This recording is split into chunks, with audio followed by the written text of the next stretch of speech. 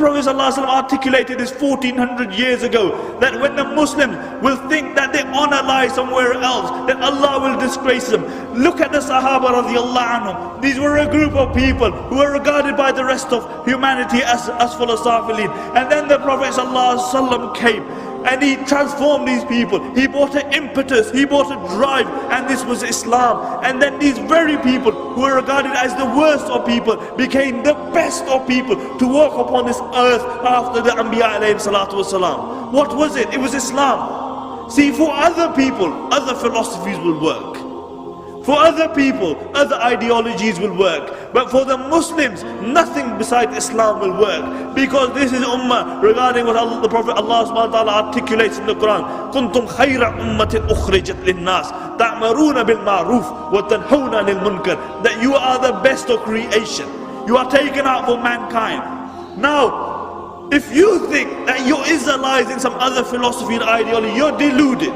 The only time the Muslims had respect were when they held on to the deen of Allah subhanahu wa ta'ala. Look at history. And then when they turned away from the deen of Allah subhanahu wa ta'ala, Allah turned away from them. And this is why we find ourselves in the decadence that we do today. Look at the state of the Muslims. And until we realize that the problem that we have today is because we have turned away from Allah subhanahu wa ta'ala, and we go back to the Quran and the Sunnah, we go back to the words of the Prophet sallallahu alaihi wasallam and find our remedy. But the problem is that we look for remedies everywhere else other than where we should. And this is why we're in a sick state. Aren't we sick today? Aren't the minds of the youth confused? What should we hold on to? Aren't the hearts sick? Because society has many impulses. It will tell you, pull you in many directions. And then the more direction you go, the more confused you will be. Do you know what causes seasickness? Seasickness. Do you know what causes it?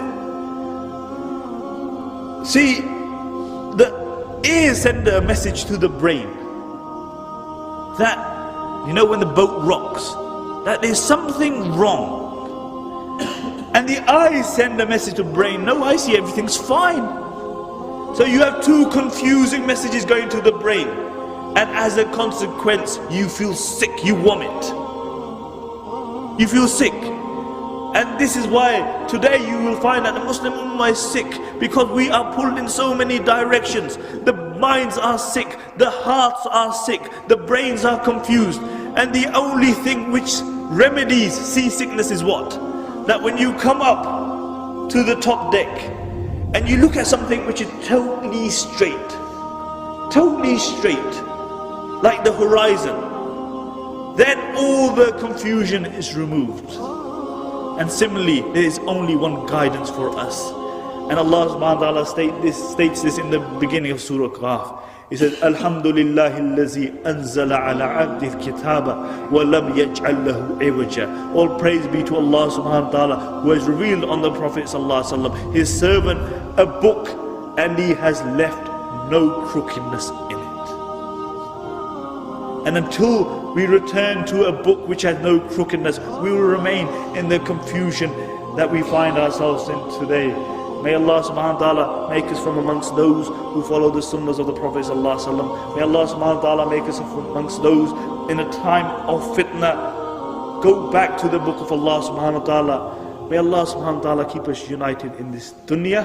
And may Allah subhanahu wa ta'ala reunite us in Jannatul Firdaus. Subhanaka wa bihamdika.